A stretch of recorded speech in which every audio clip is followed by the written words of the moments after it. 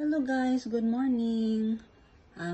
May tuturo ako sa iyo kung paano mag-delete ng cookies and cache sa iyong Facebook account para hindi mag-loading.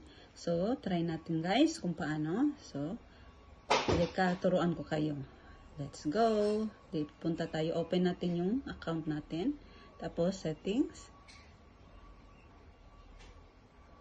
Tapos, pagkatapos ng settings, punta tayo sa preference. Tapos, dito tayo guys. Click natin yung browse. Tapos, ito, cookies and cache.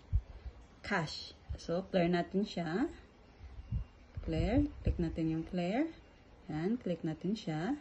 Yan, clear na. Tapos, yung link history, clear din natin. Yan, clear.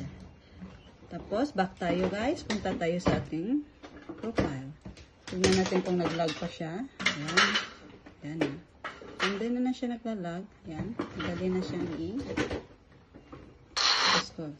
Thank you guys. Thank you for watching. Sana may natutunan kayo. Thank you. Thank you. Bye.